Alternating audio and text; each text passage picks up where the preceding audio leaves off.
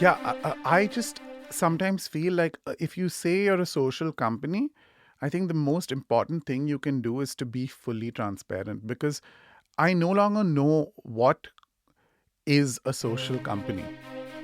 Like, what is it?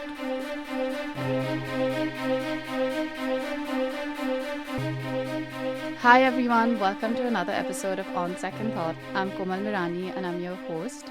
Today we have a very special guest from a very special organization. His name is Sid Menon and the organization is called Tiny Miracles. It's a social enterprise that does an abundance of things, but primarily focuses on getting people out of poverty and ensuring that they stay out of poverty. It was via a miracle that I actually discovered Sid and discovered Tiny Miracles. And so in today's episode, we're getting into everything that they do, everything that he does, how design has been used as a tool to intervene. How can we think of, enterprises as not just social impact, but also as a business? And, how can we actually understand the ecosystem in a better and more nuanced way? So, hi, Sid. Welcome. Thanks. Thanks for having me. Thank you for joining me on a rainy afternoon. Yeah, my first ever podcast. So I'm very I'm very excited excited. Yeah. and grateful that you're doing it with us. But to start off with, and since it's your first podcast as well, I wanted to ask you, just because I've also recently been introduced to you, if I met you outside of Tiny Miracles, how would you introduce yourself, like from your sort of origin? Yeah, that's a really good question. So you mean if we met at like say a professional thing and it's like, Yeah. okay, what do you okay. So yeah, so what I usually say is, hi, I work for Tiny Miracles. We're a social enterprise. Um and I say we're in the business of solving poverty. So at the moment, the primary way that we do it in is we identify communities, we skill train women. They come and work for us. They make products for us that we export to large brand name customers in Europe, and yeah, and that's how we primarily do it. I do, however, feel like that explanation doesn't fully like really capture what we do. It's sort of very factual, and I think on a sort of a if I were to take it one level higher, I think what we really try and do is close the gap between the rich and the poor, between developed and developing. Between sometimes between compliance and impact. So there's just so many of these little, you know, inequality gaps that we really see around us, and we take it upon ourselves to kind of close it. And so, if I had to ask you specifically, more than what you do, why do you do it? Was there any sort Yeah. of experience that you've had, or was it, that there's always this thing within you that you wanted to create impact, and you serendipitously discovered Tiny Miracles, and that worked out, or were there any early experiences that shaped that? Yeah, there were a lot of early experiences. Now that I think about it, at the time, I mean, I didn't know. So when I met the founder of Tiny Miracles, she's Dutch, and I was just introduced with someone I'd worked with before. I was I was in advertising, sort of. I had my own little agency, and by that I mean it was me plus one person, and we would like make brands for these companies, and I absolutely hated it. Like I still, when I think about it, I just get like, ugh, like just Yeah. I just shake with disgust. I really hated it, and so I was done with that. And I had realized that I'd have to just leave that thing behind if I wanted to figure out anything else in my life. So I looked at like my bank account. I had like whatever. I thought I had 8 months to live once I shut this down. So I informed all my clients. I mean, there weren't many, but a couple of people. I had to inform them. Yeah. And then around that time, this person I'd worked with in the past said, "Hey, come meet the founder of Tiny Miracles." And I was just like, "Well, I mean, why?" And she said, "No, just come meet." So I just met Lau, and we really hit it off instantly. And what was actually, I actually told her something that I had never really told anybody before, which was that I was really desperate to do something for kids on the street. Like that was just something that always really fundamentally affected me. And because she had that story of, she had just come down to Bombay and just sort of, gotten funding from somebody abroad and started a foundation. uh I actually told her this because in our heads and as privileged Indians, we always one is our primary goal always, and quite, justifiably so, is survival, Hmm. right? We want to sort of keep this little lifestyle we've built. But anything beyond that, I think we're quite happy to do stuff. But there is no pathway that's Yeah. really visible.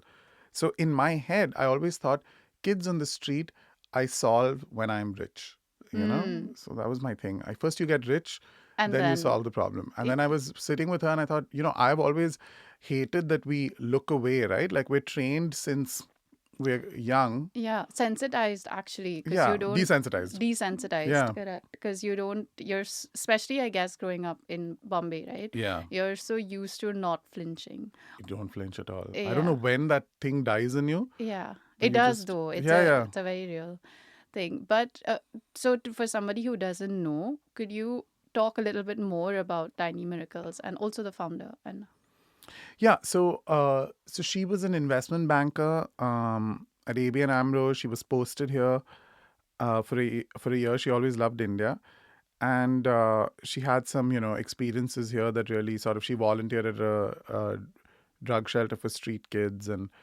um, anyway, there were like some things that really sort of impacted her at the time. And so 5 years later, when she was back in Amsterdam, she just Googled poorest area in Mumbai, and she hmm, landed up near Bombay Central. And at the time, the founder of a large European cosmetics company, Rituals Cosmetics, gave her some money to start the foundation. So that's how she sort of set up the foundation. began her journey. Yeah. Yeah. And I'm gonna ask you a few basic questions Mm-hmm. just so that people understand. So when you say the poverty cycle, like getting somebody out of the poverty cycle, what does that actually mean, and how does it work? Honest answer, we don't really know. Yeah. It's just some shit we say. It's like it really starts with basically identifying exactly what poverty is. And of course, there are sort of many different markers that you can really think of. But at a certain point, the really tough thing about this job is you're really dealing with um, levels of poor. Right. Just like there are levels of privilege, which we know from our circles really well. But there are so many levels of poor, and and it is a very multivariate kind of problem. Yeah. That becomes the first problem to really identify that. And at a fundamental level, of course, we know. Yeah. But then the question is like, okay, what is breaking the poverty cycle? So, I mean, just some simple things that, just basic rules are, um, try and if a family together as a family is earning a living wage, then that's good. If they can afford their kids' education, that's good.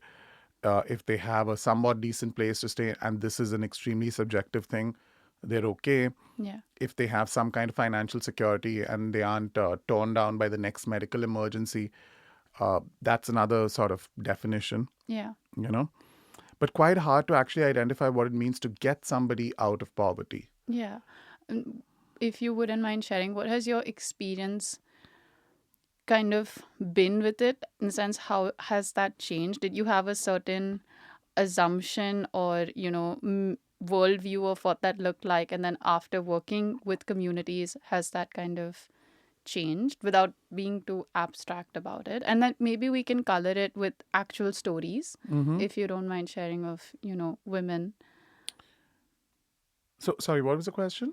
So before joining Tiny Miracles, and Mm-hmm. I'd assume, like for me, for example, you have a certain idea of what getting out of poverty means, or what does even poverty sort of look like. But then when you work with communities, there's a lot of nuance that comes in. Mm. And it's, like you said, a very subjective, individual thing. So what are maybe some of the stories that stayed with you, or have, impacted you, or have changed your worldview on it as well? Yeah, so to be honest, I didn't come in with a lot of assumptions. I have to say, I think that's what worked for me. Yeah. Um, I came in with a lot of curiosity and a pretty decent understanding of how the world generally works. The general principles at play. Um, and poverty itself, I know enough to know how much I don't know about it. Right. Let's just put it that way. So it was just about sort of learning. I think for us, it's one of those things where if every woman who worked for us earned 1 lakh a month, we could safely say, like, they're out of the poverty cycle. Yeah. So for me, really, the fundamental problem that you're really trying to solve for is create a business model that allows you to pay people enough for us to break that cycle. Yeah. And at the same time, we can't pay everybody 1 lakh, Yeah. right?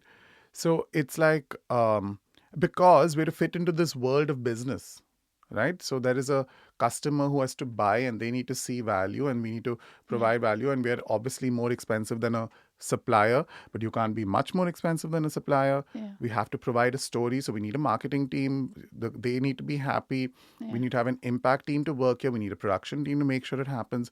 So you're balancing this tension of making the business run and at the same time trying to break the poverty cycle. Yeah. And that's the constant kind of conflict. That you're dealing with. Yeah. I Yeah. mean, but I think that reflects very strongly in the sense of if anybody, sees any of the work that Tiny Miracle does, even if you just go to the website, there is, at least in the positioning or framing of it, there's no pity or there's no, we're an NGO. It's more of, yeah, we're a social enterprise. That's also a business. So there's like mission with money in that. But what have the challenges really been in that front when, like you're saying, there's a conflict when you're dealing with clients, let's say? Yeah, it's a good question.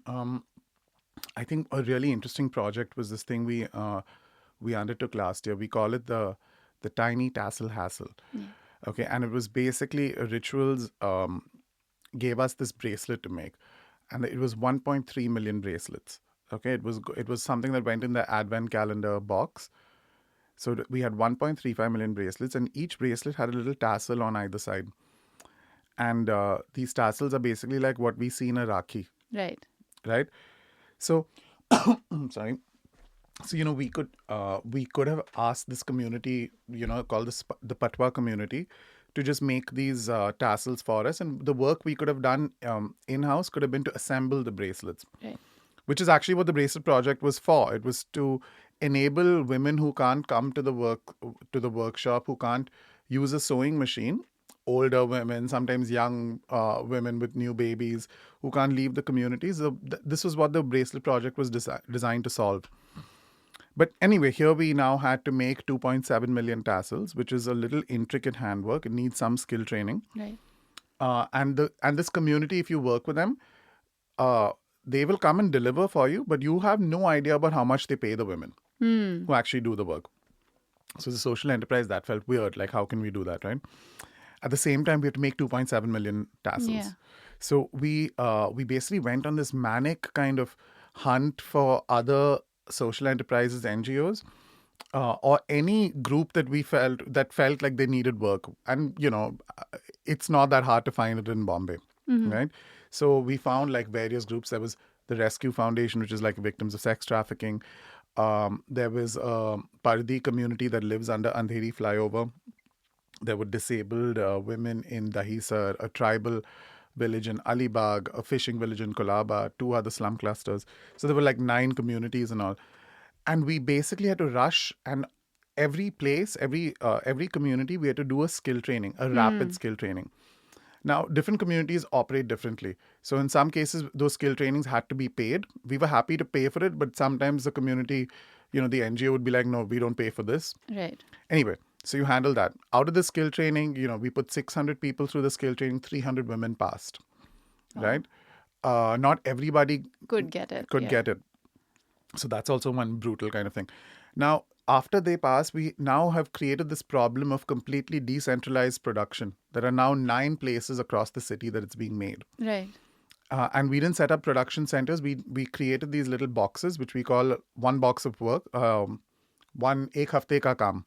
So 1 week of work is in a box. So the women come to the center in their community, they pick up a box, they go home, they do the work, they come back and give it.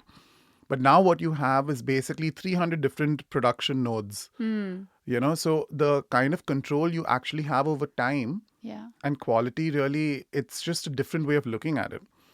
And in terms of quality, they were skill trained. The box had enough little cues, pictures, scorecards for motivation, yada, yada. Quality was not the problem. The problem was, will they do it in time? Right.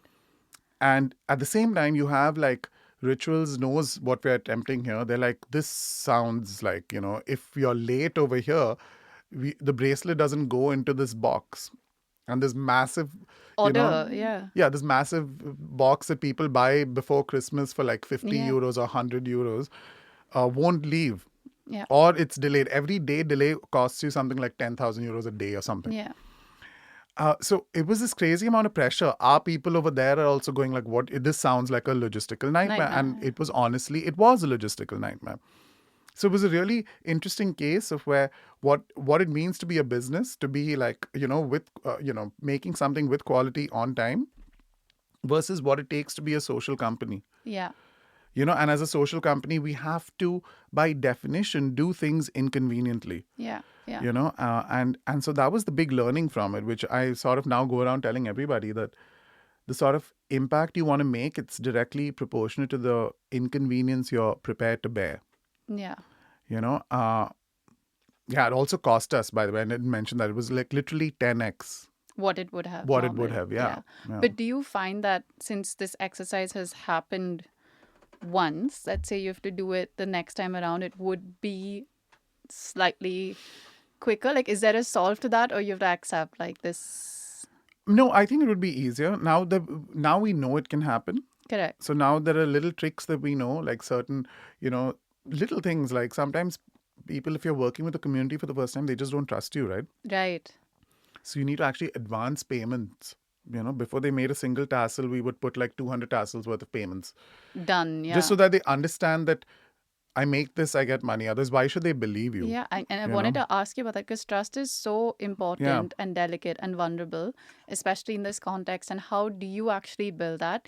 One way is transactionally, where you are saying you're going to get money in, of course, but is there just a general resistance that comes in because maybe they've had prior experiences where it hasn't sort of worked out? To be honest, we've not had that problem of like a complete lack of trust, really. Yeah. That's never been the case. I just think in certain cases, like for example, the Pardi community that we work with, they live on the streets, right? Or they were living on the streets under Andheri flyover. And for them, what we realized when they came for the skill training was it was just a good day out. They would come to the office, they'd have a nice time. There'd be food, and it was just a nicer environment. And so a lot of people would come one day, and then it'd be a different crowd the next day, because they just didn't make the connection between. And at the time we said, look, you do 10 days, you get 4,000 rupees for the skill training. Right. Okay, this was just the skill training part of it. They just weren't able to make that connection with future money. Yeah. And what you have to do day in, day out, which of course makes sense because your whole life is about survival in the here and now. Yeah. So then we realized, okay, we need to pay per day for them to take this To seriously. see that, yeah. Yeah. And then immediately we started getting the same people kept coming again and again. And so for them, when they started working with us, again, they don't have a home to take the work back to. So we had to set up a space for them. And then we had to pay them on a daily basis. So you just have to vary your approach depending on who you're working with. But this is something, you guys sit and decide, or do you work with any sort of, I guess experts is the wrong terminology, but anyone who knows how to design these programs? Or these are things that you work together as a team to solve? Even training the women, for example, because they probably maybe have not worked with the machine. So how does that? Yeah, so skill training is relatively easier. You just show it. And Because you have trainers, like for example, for the bracelet project, we just use that community that does this. We hired 5 of their, best guys, and they just went around teaching everyone. And for them also, it was kind of really cool and new, and they also really enjoyed it. Yeah. But we do have we have a full service impact team that works in the company, works out of company margins. Yeah. So it's like I think a 12% to 15% team, and we have some really good people there. Yeah. And so a lot of our stuff, we also have like another impact person who sits in out of Amsterdam, also who helps with program design. Yeah. So no, we have a pretty professional setup in that. So we do have professionals designing the program. Yeah, I think that reflects because when I was doing research, it's just even the articulation of things. So, for example, one which I want to ask you is it says we want to make the world a little bit more or Slightly. slightly more, right? Like that's a very specific fascination articulation Mm, of it. Slightly more just place is the mm, sentence. And then two was also using things like equalizing power mm, and not just empowerment, mm. So that's one on the verbal articulation. Visually, I've seen some of the things that have been designed, like the box, and it's so intricately, beautifully, ergonomically designed. So, since you lead a lot of it, talk to me a little bit about the process of how you think about it. Also, since you've had a background in designing for brands and, consumers, so what's the difference now? How do you sort of translate that? Yeah. Mm, the box was an interesting one again, because it was one of those things where, okay, how are we giving this work out to people? And somebody said, we'll put in a theli. And we just thought, okay, why would we do that? Let's just make it's just a simple cardboard box. Yeah. And we thought, okay, but if we're just doing a box, we could print on the box, right? And so at that point, it really just started with, let's not take our interactions with the community for granted. Because as a company, it's quite normal to sort of focus on your customer. Right. But I think as a social company, you have to focus on your customer because that's where the money comes from. But you should also, just from a sense of wanting to focus on that interaction with the community, Yeah. I you mean, know, and that reflects in the way that was designed. But tell me a little bit more about why does it say slightly just and not? slightly more. Yeah. Yeah. Well, well, firstly, I'm a copywriter, so um, I sometimes just do things just because just for the sort of the sentence flow and the sentence Yeah. structure. But I also think it's because I like to try and keep my communication, especially when I care about something, as honest as possible. Yeah. And what we really feel like we're fighting for sometimes is incrementality, you Mm-hmm. know, like it's we don't currently have this power to wave a wand and just change situations completely for people. Yeah. So I always feel like it's easier to let's be honest about what we're trying to do. We are right now trying to make this a slightly more just world. The Mm-hmm. kind of changes that we are bringing about in people's lives, they are, they can be amazing for the people, but in the grand scheme of things, we're just contributing to a Yeah. slightly more just world. It's just easier for people to contribute also, Yeah. because you have to take that first step, and if you sort of sit back and think, well, I want to change the entire world, you wouldn't know where to start. Mm-hmm. And it sort of happens with the The first step. smallest of things that can Yeah. So found. just slightly more just. And Yeah. then you make it slightly more just. And Yeah. then slightly more. And to shift gears a bit on something that I wanted to ask you about also, there are a couple of side quests or like different sort of initiatives slash activations campaign, however you'll do frame it. So the Tiny Crane Collective is more like a sub brand. No Hassle or Tiny Hassles The is tassel hassle. Tassel Hassle is something else. So one, how do you all think of the art direction also of it, the world that you're creating of it? Because and I'll show these visuals, there's this attitude and boldness and way it's put across. And the design, of course, is extremely intricate and beautiful. So, what really is the ambition there? And then what's been the process like? Hmm. You've not seen our stories of her stuff, have you? That's also pretty I've seen that just online on right. on Yeah. So our ambition is sort of Yeah, so it just starts with this basic core of what we're trying to do. Okay, I think when we speak in the West, all the marketing stuff, we really try and be bold. Basic rules. We don't want pity.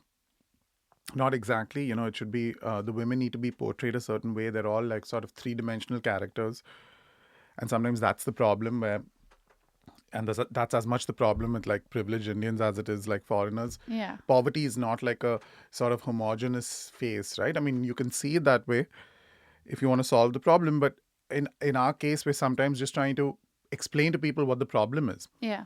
And the women we work with are so like multidimensional. They have a sense of humor. They have different personalities. So we try and just capture that. So that's a main sort of a thing. The other thing which sort of comes out of this base principle is when we're designing something like the box. Uh, I am just a big Wes Anderson fan. Right. Okay. And what I didn't want to do was in my head, we were designing this box out of a certain affection, you know, for these people we're giving this work to. It's a very equal thing. We need you to do the work, and you probably need the money, so it's not about like us helping you out or Right. anything, but in our minds, it's also about creating something that gives you joy when you see it. And now coming from this whole agency background, so Azra is my designer.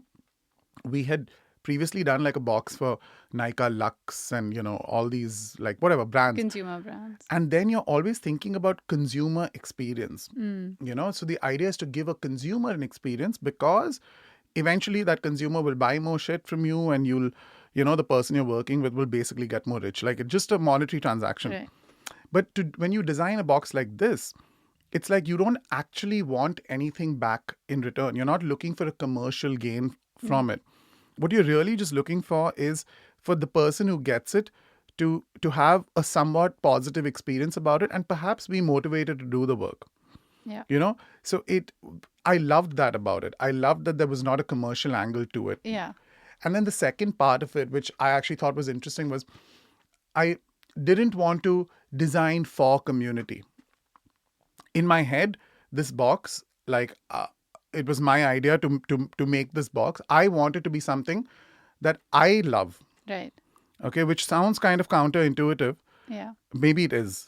Okay, but I just didn't want to do this patronizing thing of what will they like, Yeah. and then I'll just give them something that I think is shit, but something that they will like. Yeah. So I just wanted it to be something that I think is beautiful. Yeah. And very I suppose an egotistical approach to the whole thing. But I didn't want to basically design a mithai ka dabba Correct. and be like, that's what they will like. Correct. Because it becomes so patronizing. I don't know what they would like. Yeah. I cannot get into their heads and figure out aesthetically what they would. And generally in communication, I just don't believe in like being like, what would they like? No, I think the nicest pieces of work really come from things that, come internally, come from different influences. Yeah. I think the core word is 100% the affection and care, because that Yeah. anyone who's consuming, even I just briefly saw the box, but it's also things like an impact report that you put out. It's also the way the brochure for Tiny Cranes is designed.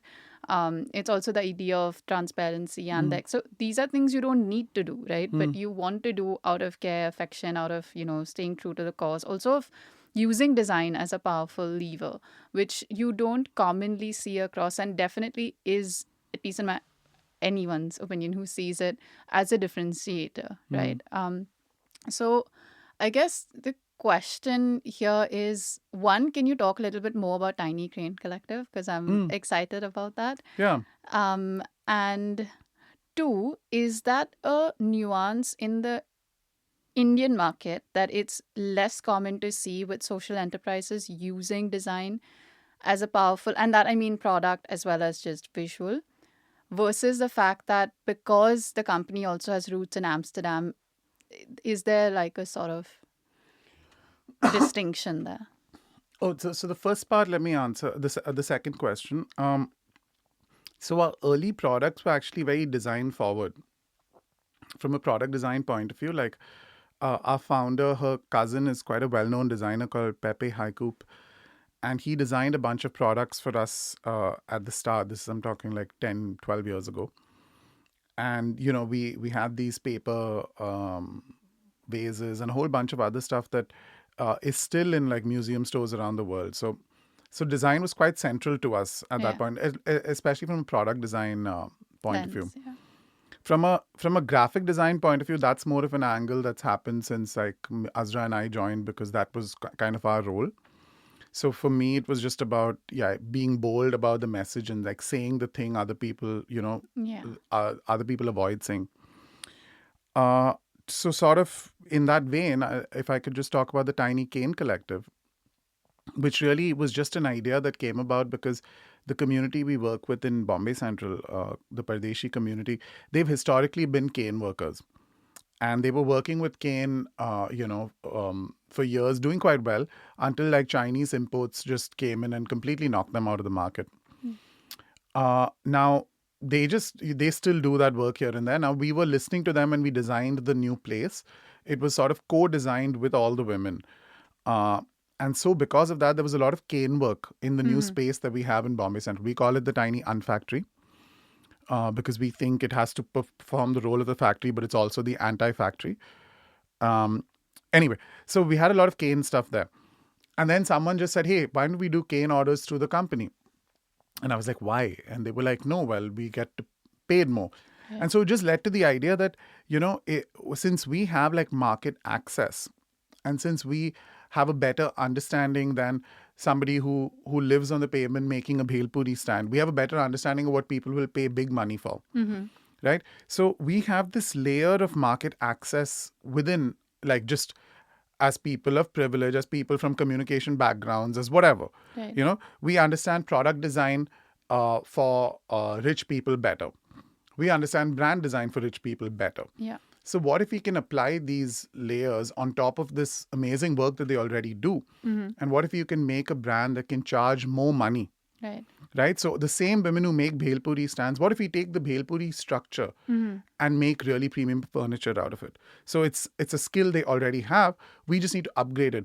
Better quality of cane. Oh, can you dye the cane? Yeah, we can dye the cane. Can we slap like 4 bhel puri stools together and put like teak wood on it and make a bench? Yeah. How much can we charge for that bench? Yeah. So it was just about creating a business where you can actually create greater margins.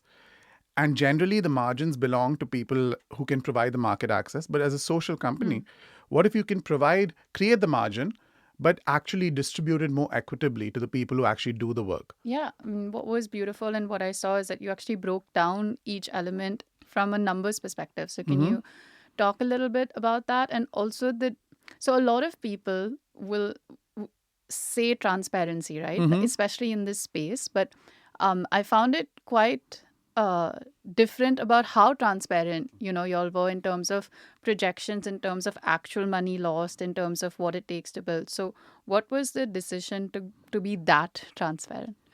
Yeah, I just sometimes feel like if you say you're a social company, I think the most important thing you can do is to be fully transparent, because I no longer know what is a social company. Like, what is it? You can say you're social, but what does that mean? Yeah. And the reason I say that is because every company is a social company. No company do you go to and they're just like, hey, we're just here to make money, man. And yet pretty much every company is here just to make money. Right? Yeah. So what is a social company? Because everybody, like, you can be like selling urinal cakes and you'll still have like a grander goal about general hygiene. Like It's called higher purpose. higher purpose, Yeah. right? Like it's just a bunch of bullshit higher purpose that's layered on top. Yeah. And I don't see the point. So it was just about, okay, if we're a social company, I think we need to be really, really transparent about what we do. And at the same time, in this whole luxury segment, I really want to make it kind of uncomfortable for people who buy luxury products. I want them to reckon with that discomfort. I think that people like us who can afford like luxury products need to have a bit of an internal sort of monologue, a bit of an internal reckoning. Yeah. So for me, it was about, hey, look, are you more likely to buy this cane bench if I tell you exactly where the money goes? And I'm going to be completely as transparent as I can be. Like, everything is out there. You know exactly what the women make. You know what our gross margin is. you know what percentage of that gross margin I'm going to put into my OPEX. And I'm literally, the brochure, comes with the entire Excel sheet, like the working business plan, the business plan that we've used the last 3 months. Yeah. And it's just there. And you know what? DM us, just tell us you want it. We will mail it to you. And if you think that we should be paying people more, then work the business plan out differently. Yeah. Because we're also trying to start this thing. We also can't get the business up if it keeps losing money. Correct. I have like 6 months to prove this works. Correct. We're losing 42 lakhs this year. So it's like you're juggling this whole thing, and I shouldn't be ashamed about what I'm paying the artisans, and I shouldn't be ashamed about the amount I'm losing. Of course, I'm ashamed of both things, but it's just that you can't make sustainable impact if the business doesn't work. Yeah. And people need to understand that. Yeah. You know? It's well, not directly linked, but this narrative of sustainability is profitability is even in a sustainable tech environment or sustainable company environment is something that people are increasingly going after.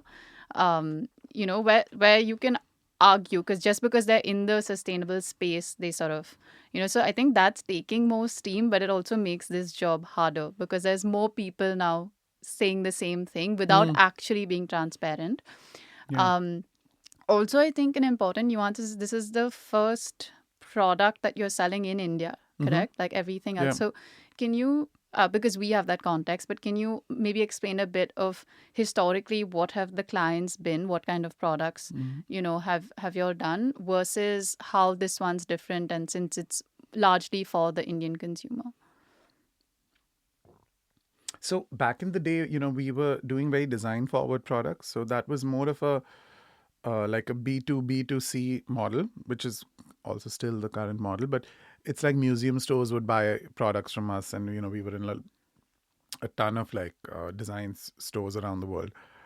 And then at some point, Laureen, the founder, messaged our donor, who's the CEO of Rituals, and said, "Look, we don't need a donor, we need a customer." And so Rituals gave us these. We started making bags for them. And these bags are basically called gifts with purchase. So in the month of June, with every buy of whatever, 50 euros or something, you get a free bag. And Rituals also started growing dramatically. So suddenly, we make like 2 million bags a year. And that's what keeps the lights on over here. So it's a single SKU, single product, single customer. And so that's kind of what we make. And we're still in the process of finding more customers in Europe. We do have a few like Tony's, Chocolonis, the Rijksmuseum, Bol.com, a few others, predominantly Dutch companies. Right. And so the Tiny Cane Collective is the first time we're actually targeting the Indian market. I think for the longest time, what we realized was that, look, what we're really selling is the story of impact. Right? It's the impact story. It's what the impact we're making. That's the thing we're actually selling, because if people come to us just for the bag, they can get that cheaper anywhere else. Yeah. Right? So, and the problem is in India, nobody cares about the impact story. That was the other thing we realized. Like, I think you're far more likely to be able to sell like a shampoo that was made without testing on dogs than you are a tote bag that was made by a really poor person in a very ethical way. I genuinely, and this says something about us, I don't think we give a fuck. We just see the story around us all the time to really care. Yeah. So the Tiny Cane Collective is the first time we're actually attempting to enter the Indian market, and we're not doing it. It's in a more luxury niche Segment, product yeah. kind of category. Correct. I also want to ask you, it's a bit explainer, but everywhere. So when I saw Tiny Miracles first, like literally saw it on the street because it was put up at the office, it always says Tiny Miracles BCorp. So one, if you wouldn't mind explaining what a BCorp organization is, and two, do you think it's relevant being a BCorp organization in India? Of course, globally it is. Yeah, it's really funny. I personally don't know a lot about what a B Corp is, except that we have the B Corp status, and everybody in Amsterdam tells me, okay, the presentation, put B Corp in there. B Corp, Yeah. put B Corp. And I'm just rolling my eyes half the time because I don't have the context.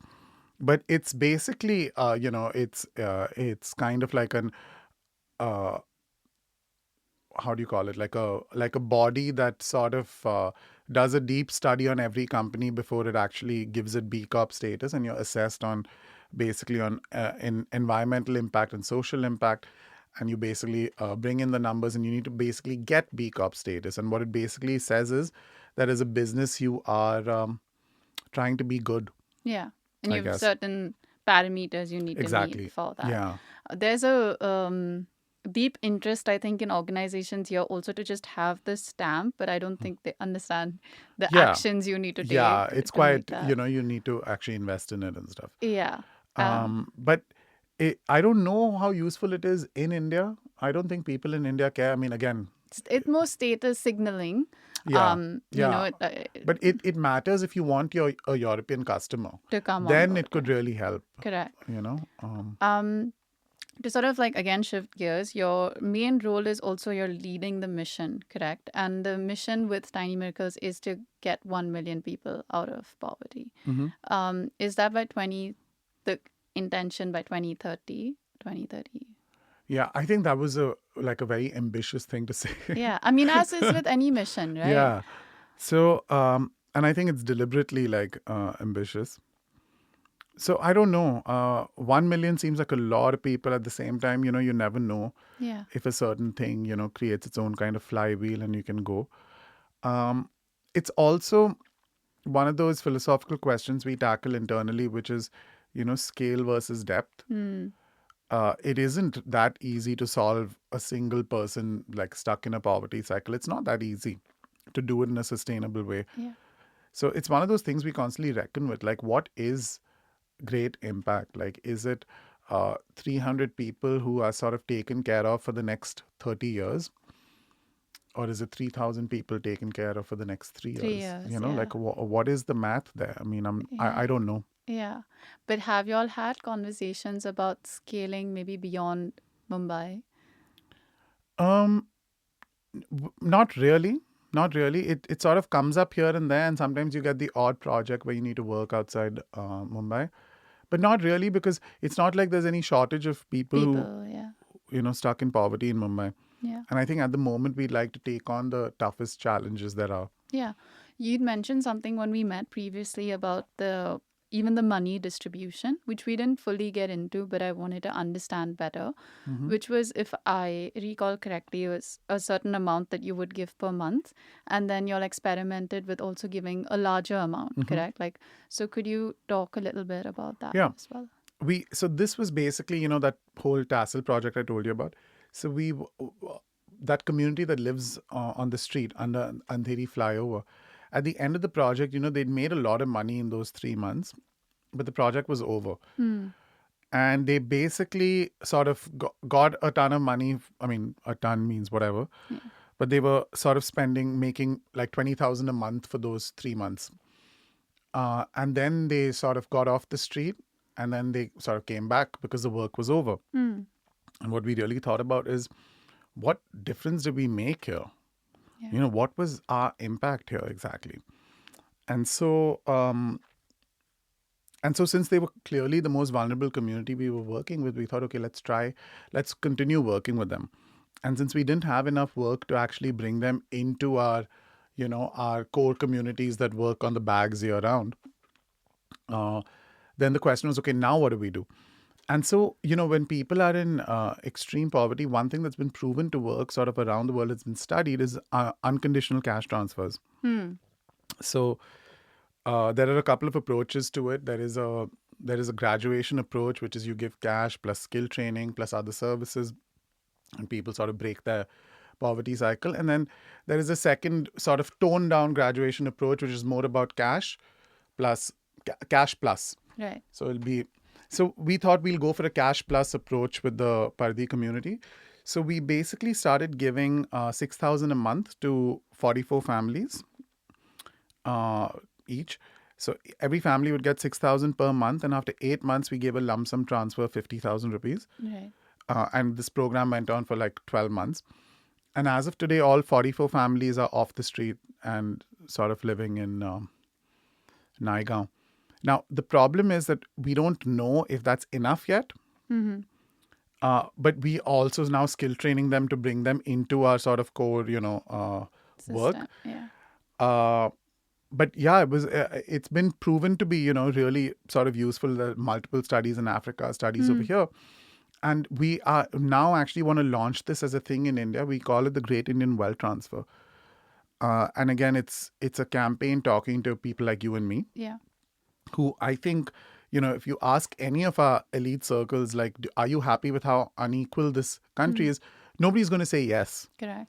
But then it's like, hey, what do you do about it? Well, you could just transfer some of your wealth, Yeah. and it's just about, Yeah. I mean, it's like the 1% pledge. No, sorry, 50% pledge, right? Like yeah, a lot of Indian entrepreneurs, billionaires do have sort of taken it up. But I yeah. think there is a gap of people who are not billionaires but still want to, Yeah. but they don't know because there's general helplessness, etc. And then you look around and, this is the thing all privileged people do. They're like, okay, what should I donate to? It's like girls' education. Should I, kids with cancer? Like, then you're just like, okay, what? And then eventually you'll come to the conclusion all NGOs are corrupt anyway. Like, fuck it, I'm Yeah. not going to do it. But Right? That's literally the cycle for everyone. But this is very true. I Yeah. mean, I can think of a lot of examples for even small things like a marathon. So if you're doing Tata Marathon, you Yeah. have to do it with a charity, right? And Yeah. unless you're not a pro runner. And this is the same. I have done the same thing Yeah. where I've like got at 200, 500, and Yeah. I'm like, okay, what cause do I align with most? And Yeah. then ultimately they're also asking you for a huge amount of money. Yeah. It's like, well, I don't know where it's going. So I think it's Yeah. corrupted. So Exactly. And so the idea of the Great Indian Wealth Transfer is, for every 100 rupees you give, 85 rupees goes straight into somebody's bank yeah. account. Now, the next thing, we need to deal with is the bias that, hey, aren't they just going to drink and do drugs with this money? And my answer usually is, well, I was going to do that with my money anyway. But in all seriousness, all the studies show that It's net it helpful. it does not lead to increased drugs and alcohol. The reason you get drunk and want to forget your life is because you don't have money. Correct. So it's just one of those things where also as people, when you donate money, it's a really funny thing. You kind of retain ownership of it. It's like you've given the money away, but like, what was it used on? I need to know, like, because I still own that money. Money, yeah. And that's kind of always the problem with like donations to the NGO sector also. Like half the energy is spent in placating donors, Yeah. Correct. And so this is just about creating a transparent system where you give the money, 85% goes directly to To people. the people, yeah. This program has been studied. You'll know exactly how much goes to people, there are, and really it's just about giving people an opportunity to just make this, again, a slightly more just world, Place, yeah. and just a slightly more just country, because I think it's a wildly unequal country. 100%. What is personally exciting you right now with the work at, and it could also actually be in general, but with Tiny Miracles? Well, I'm quite. I do. When I talk about it, I'm really interested in launching things like the Great Indian Wealth Transfer. Like that really excites me. Launching the Tiny Cane Collective excites me, not because I love cane, because I don't. I know nothing about cane. I'm not really into furniture, but the idea, the larger purpose of it, is what really excites me. Yeah. And apart from that, not to be cliched, but I think AI really excites me at the moment. Yeah. You had really interesting things to say about how you want to use it. Do you want to share? Yeah, I was, it just struck me that the people who will always get left behind again are people from the community, poor people. There is a, like right now, I'm sure there are 16-year-olds, in elite schools who are building stuff already with AI. Correct. Right? Like AI, like vibe coding. Now you can just talk to a thing, without doing 5 years or 10 years of software education. You just talk to a person, and this person, Claude in my case, will just build this thing you want to build. Right? It's insane. Like the kind of things you can now build just with having an idea of what you want to build. Right. And poor people are always going to be the last ones to have access to this. They won't have access to the premium version. They won't have access to the machines. And I just think for young people, like that 16 to 18 age group, it can be so powerful. So one of the things that I really want to do is I want to try and create like a vibe coding lab for kids from the community. Yeah. So it's like you get 100 kids together, 16 to 20, and they get a stipend because that's the only thing that gives you that freedom to create. And for 12 months, you just let them build whatever they want to build. Yeah, and also do it in a way that like regional languages, do it in a way that they understand. I think that's Exactly. genuinely a huge We just need to opportunity. connect them to that technology, because Yeah. if you think about it, AI is one of the few technologies that, it is, of course, concentrated in a few hands, but most technology sort of starts out, the government has access to it, big business has access to it, and then people have access to it. Yeah. And AI has worked the other way, in that individuals have had access to it, and now you see it being used in corporations and in Government government. organizations. Yeah, I mean, you also had really interesting things on how you want the women to use it in terms of understanding. Yeah. So I just feel like the women from our community could use it so much. And it's simple things like we're about to do blood tests, Right. okay? And I just want them to be able to do the same thing we do, which is dump the blood test into Chat GPT and ask it, hey, tell me what's What's up. wrong? Yeah. The only thing is, what we're trying to solve for that is they're not going to read long paras of text. So it's just about finding solutions that sort of just link them to the tech. So, there's a girl in our office, Vidhi, and we have a sort of a chat bot, and we call it Vidhi bot. It's basically in her tone. And so the idea would be to create a simple system where a woman dumps this blood test into the official chat with us and can drop in a voice note. And then you just use an AI agent to sort of transcribe the voice note, feed it into ChatGPT, feed the test results, bring the answer back, have it recorded in an AI generated voice that imitates Vidhi. And then they get a voice note back, which To just them. breaks down everything. Yeah. I mean, and also let's assume they're trying to pick up a new skill and they have questions they can just ask, and it just becomes so much Exactly. easier. They just need to start trusting Yeah. the thing, Yeah. and so if you can provide them that layer, it's just a nice perk to have. It just sort of, again, doesn't further place them at like a further disadvantage to the rest of the country. Correct. I mean, and I think it's a beautiful use case. In terms of future of tiny miracles, I'd say like 2034, 2035, what are you hopeful for, and what would your ambition be? Apart from, of course, the larger mission. um More partners, more customers, more people to sort of support what we do. For us right now, we only have one big customer, Yeah. so we need more. But I would really like more than that, for the work that we do to be sort of, you know, just to be a bigger brand in a way, Right. because people need to have heard of you and like to sort of understand what you do. Sort of more platforms to maybe talk about what we do. In terms of the mission, I think, we're going along nicely, but I think we need to take like sort of bigger swings at times. Yeah. So things like the Tiny Cane Collective was a good step, Correct. but just more attempts, I think. I think eventually we just need to try more things out and And sort of see be what fearless. Yeah. sticks. Yeah. On the nose question, but what are some tiny miracles that have helped along the way, or what are some tiny miracles that you are hoping for? What are some tiny miracles that It have... could also be personal, it doesn't have to be related to work. Well, for me, I think personally, I think that's a big one here, because I was in advertising for most of my career, and like, I mean, I've maybe already said, I hated it, so I was done with it. So I met the founder as like one last job, and literally in that first conversation, I was like, yeah, I'm done with this shit. Like, I'm Yeah. totally done. And she literally looked at me and said, then why do you come for this meeting? And I just looked back and I said, I don't know. And so I just took on this one last branding project, which became a little copy consultancy. And and one thing just led to another. One point I wanted to quit, and the next point she wanted to fire me. But then at like a certain point, 2.5 years ago, there was some large strategy kind of thing, and she insisted I come for that. And I just felt very at home, Yeah. and I just understood, I think, what we were trying in a very sort of intuitive kind of way. Um, and then I just fell headfirst into the whole thing. So now I head the place in India, and I run the whatever marketing and brand and all that, and new initiatives. But it was so random. I was just thinking that she must be crazy to give like to let a copywriter run the place in India. Like this is like That's true. Yeah. there's 300 women who work for us. There's a management, marketing, whatever team. The full team is like 40 people. Yeah. So it's like 350 people in all.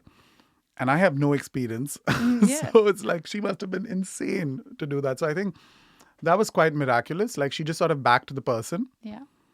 and just backed the desire of that person, Yeah. which is, I think, yeah, that was a very intuitive sort of Moment. Yeah. That was quite miraculous. And for me, it just ignited me completely as a person. Yeah. I finally, because I also have this thing with authority. So if she acted like my boss, I would just have not been here 1 second, Right. So I get like a ton of like autonomy, a ton of freedom, and suddenly it's like, after your whole life you work on sort of on some side of a business where you're basically just trying to make some rich person slightly richer. Like that's just generally the vibe. Yeah. And suddenly now my job is about, something much deeper, Yeah. Yeah. so it just completely ignited me. So that was the biggest miracle for me personally, Yeah. my own ignition. Yeah. And so obviously you feel very deeply aligned. And if I had to ask you, you see 5 years, 10 years down the line, just like bigger and brighter things for you together with Tiny Miracles, right? Yeah. And would you have any idea in your head of what you would want to put out? I think, so, I mean, a lot of different tangential dreams, but I would love it if, let's say, the Great Indian Wealth Transfer had Became raised yeah. had raised 2,000 crores by then and Yeah. redistributed 2,000 crores to like Yeah. people in poverty. I would love it if the Great Indian Wealth Transfer had spawned the Great Cambodian Wealth Transfer and the great other, because I think the world is ready for like to create a simple model in which people with more can give people with less. Yeah. But we just live in a world where that's considered what? Why would you do that? Nobody gives money for nothing. Yeah. It's insane. And certain countries, of course, the government takes care of it and you don't have to. But it's just, yeah. So that's one of the things I see. But yeah, we have so many goals, so many dreams. It's quite Yeah. hard to really pin one Pen it down. down. Yeah. I think it just sometimes helps putting it out there. Yeah. Also, since the podcast is called On Second Thought, are there any, it could be anything that you've had a second thought on recently. And by that, I mean, you've changed your opinion on it. You've gone deeper into it. Or you found a more nuanced way of looking at it.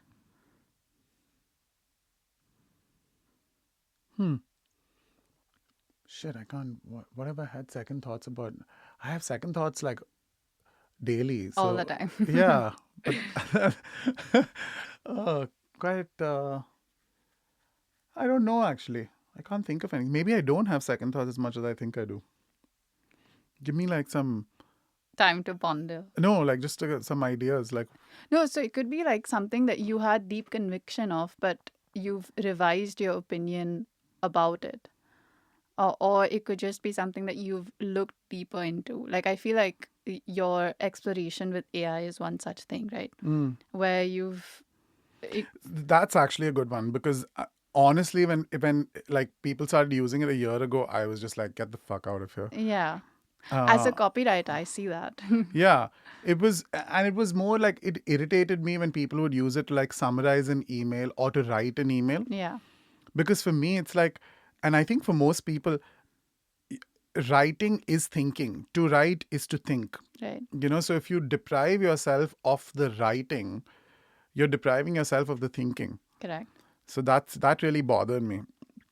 But a couple of months ago, I really started using it, and it's such an enabler sometimes of writing. Yeah. Even I think your perspective with using it for design and having the core principles set, but then using it to make work more efficient. Because Yeah. as we discussed, there's a purist argument to it. If you meet any designer, anyone in this space, really, there's a huge tension there. So I think that definitely would be. Yeah, and And so my new thing was I suddenly started talking to her. I was like, holy shit, this thing understands. Yeah. you know?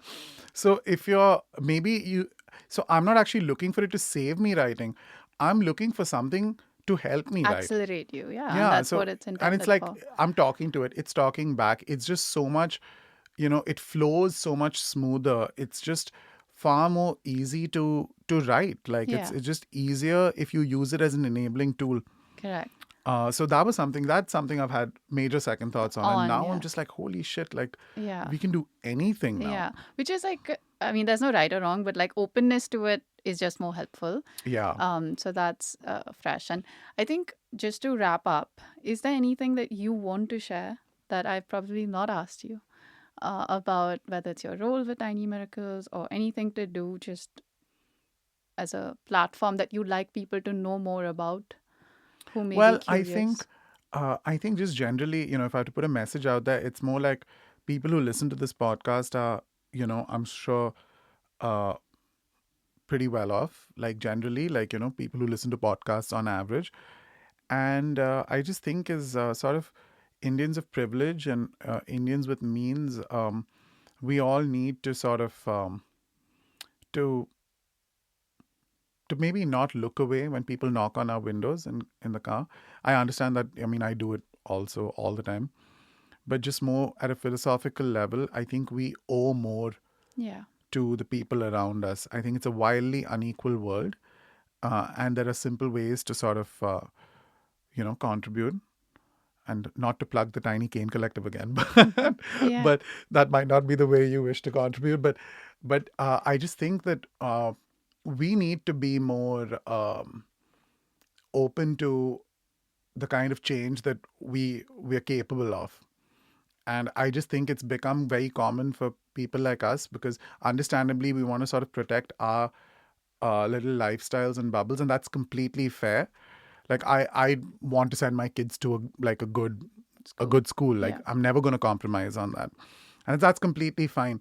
But what else can you do with your life? Like what else? Because your life is poorer if a person 100 meters from you is completely destitute and hungry and living on the street. Like it makes your life poorer. And it makes your life richer if you care about that person and can like help something over them. Yeah. That is beautiful. Thank you so much. Very Thanks. grateful that you were a part of this. And I honestly had such little context because we've met last week for everyone else's context too. And so I had so many questions and I feel like I learned a lot and feel far richer in terms of thoughts and understanding after the conversation, and I hope everyone else did too. And I'll also ask you later for maybe if somebody wants to get involved or wants to get in touch, how they can do it. Yeah. Because I think that would be very Yeah, I can just give my email. It's yeah. sid@tinymiracles.com. Awesome. Thank you so much. Thank you. Thanks for having me.